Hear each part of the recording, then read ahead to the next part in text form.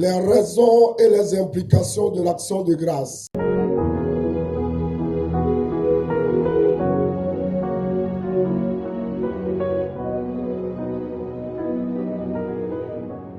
Nous lisons deux passages, 1 Thessaloniciens chapitre 5, le verset 18. Rendez grâce en toutes choses, car c'est à votre égard la volonté de Dieu en Jésus-Christ. Exode chapitre 20 et le verset 24. Tu m'élèveras un autel de terre sur lequel tu offriras tes holocaustes et tes sacrifices d'action de grâce, tes brebis et tes bœufs, partout où je rappellerai mon nom. Je viendrai à toi et je te bénirai. Bien-aimés, les raisons et les implications de l'action de grâce. Le premier passage que nous avons lu dit qu'il faut que nous rendons grâce en tout moment. En tant que créature de Dieu, nous devons rendre grâce à Dieu en tout moment, en toutes circonstances.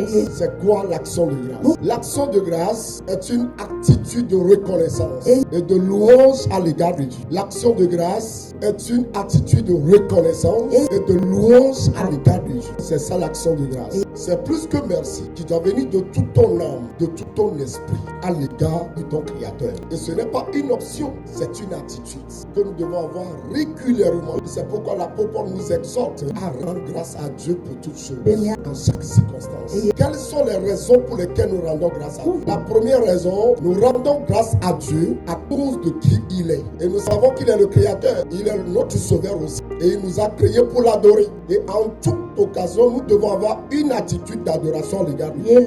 Il est digne d'être loué, d'être adoré, de recevoir notre louange. Et la deuxième raison, c'est bien évidemment à cause de ce qu'il nous a fait. Donc il faut lui rendre grâce aussi à cause de ce qu'il t'a fait. Parce que tout le monde n'a pas obtenu la même grâce. Si tu as pu te relever le matin, rends grâce à Dieu. Si tu es parti, tu es revenu à la maison. Ça n'arrive pas à tout le monde comme cela. Certains sont partis de la maison, ils ne sont plus rentrés. Certains sont partis, c'est avec le cercueil, ils sont rentrés à la maison. Certains sont partis, c'est à l'hôpital, ils se sont retrouvés. Mais si toi, tu es parti de la maison et que tu es rentré le soir, c'est une grâce. Rends grâce à Dieu pour ça. Pour de ce qu'il t'a fait. Ne pense pas que c'est ta propre sagesse qui t'a amené là-bas à l'obtenir. Toi, tu es dans un foyer, même si ça ne va pas là, quelqu'un qui n'est pas arrivé là-bas. Rends grâce à Dieu. Tu es dans un foyer, tu n'as pas encore des enfants. Ne te plains pas. Il y a quelqu'un qui n'est pas encore arrivé là. Tu es dans une maison de location. Ne te plains pas. Il y a quelqu'un qui n'a pas les moyens de louer une chambre. Ce que toi, tu as aujourd'hui, c'est maintenant que quelqu'un se bat pour avoir. C'est pourquoi rends grâce à Dieu pour tout ce que tu as. Dis merci à Dieu. Quels sont les canaux par lesquels nous rendons grâce à Dieu? Premièrement, par la parole. Nous rendons grâce à Dieu par la parole. Et quand je dis par la parole, je suis en train de dire la prière et la louange. Par la prière, on peut rendre grâce à Dieu. C'est aussi une action de grâce. Et quand tu le fais, il ne faut pas le faire avec négligence. Et on dit il faut rendre grâce à Dieu aussi. Seulement, il y a des gens qui regardent autre chose, qui regardent leur habillement. Il y en a même qui sont en retard, ils ne sont pas là en ce temps-là. Fais-le avec toute ta force, tout en étant concentré sur Dieu. Ton esprit doit être focalisé sur lui. Ta pensée doit être focalisée sur lui. Tu regardes sa puissance et tu lui rends grâce. Autre canal par lequel nous rendons grâce à Dieu, c'est par le chant. On peut chanter pour rendre grâce à Dieu. C'est pourquoi vous devez comprendre quand on loue le Seigneur ici, là, on ne loue pas Dieu pour plaire à quelqu'un. On ne loue pas Dieu pour que toi tu apprécies. Ça, c'est pour Dieu. Et c'est pourquoi quand on loue Dieu, celui qui loue Dieu doit être concentré sur Dieu lui aussi. Parce que c'est un sacrifice. Dieu peut l'agréer comme Dieu peut ne pas l'agréer. C'est pourquoi celui qui présente d'abord la chanson à Dieu doit être connecté à Dieu. Présente pas devant Dieu charnellement pour le louer. C'est un sacrifice que tu présentes à Dieu. C'est pourquoi tu dois veiller à cette attitude-là.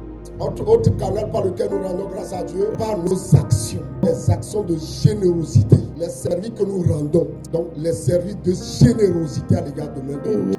Ces actions-là aussi, ce sont des actions de grâce, des offrandes de grâce. Autre canal, nos offrandes d'action de grâce. Je présente mon offrande d'action de grâce. Ça, c'est matériel. Tu peux prendre ton argent pour rendre grâce à Dieu. Et ça là, quand tu le fais là, il faut que ça vienne de ton cœur. Tu ne vas pas aller prendre quelque chose seulement pour venir dire Seigneur, voici mon offrande d'action. Non. Regarde d'abord ce que Dieu t'a fait. Dans tout cela que Dieu t'a délivré là. Quand toi-même tu prends 1000 francs pour dire Seigneur, voici mon action de grâce. Ça y est, toi-même là, tu vas te regarder d'abord et dire c'est là. C'est que ce que je fais, ce n'est pas indigne, ce n'est pas digne, c'est indigne. Tout ce que Dieu t'a fait là, tu penses que c'est avec 1000 francs tu vas lui rendre. Tu as payé des médicaments de 10 000, de 20 000. Tu as payé des tissus de 40 000, 50 000, 60 000. Et à Dieu, tu viens lui donner 1000 francs. Dans ce qui t'a délivré, rends-lui grâce.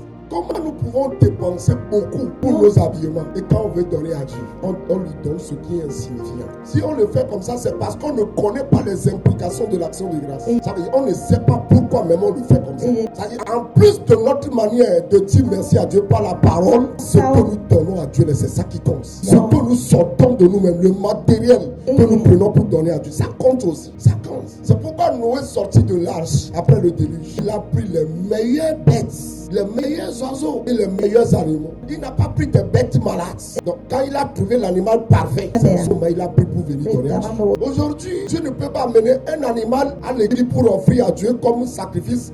Tout en l'égorgeant, ce n'est pas possible. On faisait ça. En ce temps-là, au temps de Noé, là, on faisait ça. Mais aujourd'hui, on ne peut plus prendre une bête, venir l'égorger pour dire ça, c'est pour Dieu. Ça devient l'idolâtrie. Mais quelqu'un peut payer une vache, un taureau, et puis dire ça, je l'offre à Dieu. Et quand il fait ça, là, ça ne veut pas dire on va immoler ça pour Dieu. Non, ça, on peut tuer ça en tant qu'église. On tue, on prépare des nourritures, on mange. Ce n'est pas forcément l'argent. Tu peux prendre des choses, même des gens font action de grâce à Dieu avec des maisons, avec des voitures. Des gens en font même jusqu'à 70 millions de francs de voitures pour rendre grâce à Dieu. Ils savent ce que Dieu leur a fait. Des gens ont donné des terrains. Ils disent, ce terrain-là, je donne ça comme action de grâce à Dieu. C'est pourquoi quand tu veux rendre grâce à Dieu, il faut savoir ce que tu es en train de faire. Réfléchis bien avant de le faire. Praise God. Maintenant, quelles sont les implications de l'action de grâce? Première chose, l'action de grâce provoque la puissance de Dieu. Quand tu rends grâce à Dieu, cela manifeste davantage la puissance de Dieu. Cela fait bouger davantage la main de Dieu. Quand tu rends grâce à Dieu, cela pousse Dieu à agir davantage dans ta vie. C'est très important. Deuxième implication, l'action de grâce permet à Dieu de continuer dans le processus avec toi. Donc à partir du moment où tu ne peux pas rendre grâce à Dieu, ça veut dire que tu as mis fin à un processus qui a commencé. Vous devez comprendre que la vie est un processus. La chrétienté est un processus. Et une fois que le processus n'est pas respecté, ça ne finit pas bien. C'est pourquoi quand Jésus est venu sur la terre, il a marché dans le processus. Il a appelé des disciples, il les a formés, mais ce n'était pas fini. Avant de partir, il va dire, il reste encore des choses. J'ai beaucoup de choses à vous dire encore. Mais vous ne pouvez pas les recevoir maintenant. C'est pourquoi allez attendre dans la chambre haute. Et ceux qui l'ont dit ça, ils étaient plusieurs. Combien sont partis là-bas? 120. C'est eux qui ont reçu le Saint-Esprit. Il y en a qui sont partis à la maison et n'ont pas reçu le Saint-Esprit. Et donc, ils ont consécuté leur destinée comme ça. Tous ceux qui ont reçu le Saint-Esprit là, vous allez voir qu'ils ont continué. Et le Seigneur a continué avec eux.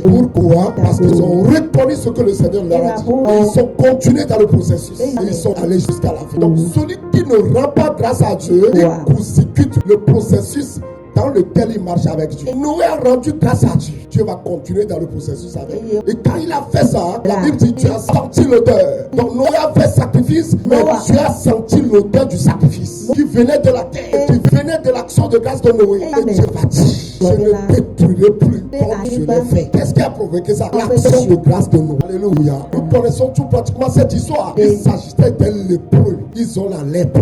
On ne veut pas les voir parmi les humains. Mais lorsque Jésus passait dans son ministère, ils vont s'approcher de Jésus. Et Jésus va leur dire, allez vous montrer au sacrificateur et présenter votre sacrifice que vous devez donner en cette situation-là. Ça dit, selon la loi de Moïse, là, il y a un sacrifice. Lorsque quelqu'un est guéri d'une maladie, notamment de la lèpre, il doit aller se montrer au sacrificateur avec un sacrifice. Lorsque Jésus a vu les 10 lépreux là, c'est qu'il les a déjà guéris. C'est pourquoi il leur dit, allez présenter votre sacrifice au sacrificateur, sachant que sur le chemin, ils seront guéris. Effectivement, quand ils sont partis, ils ont quitté Jésus, ils vont constater leur guérison. Et parmi les 10 là, il y a un seul qui est très reconnaissant. Il va faire demi-tour pour aller voir Jésus. Et quand il est venu, Jésus l'a vu. Il a dit, ne sont-ils pas 10 qui ont été guéris? Mais comment se fait que c'est toi seul qui est revenu? C'est ça la nature de l'être humain. L'homme par nature est très ingrat. Donc les 9 ont très rapidement oublié. C'est pourquoi beaucoup sont bloqués dans la vie. Quand vous voyez beaucoup, ils sont bloqués dans leur destinée. Vous savez pourquoi ils sont bloqués? Parce qu'ils ne sont pas reconnaissants. Quand tu vois un chrétien qui n'arrive pas à avancer là, ce n'est pas tout de suite tout le diable, mais c'est parce qu'il ne sait pas rendre grâce à Dieu. Même merci à l'égard de l'humain là, c'est très important. Même si c'est un peu de choses, c'est merci à la personne. Et ce merci là que tu as dit à la personne là, cela pousse la personne à plus agir dans ta vie. Mais une fois que tu n'es pas capable de dire merci à une personne d'abord, la personne n'aura plus la motivation de te faire davantage. Mais quand tu es reconnaissant à l'égard de Dieu et à l'égard des prochains, ta vie progresse.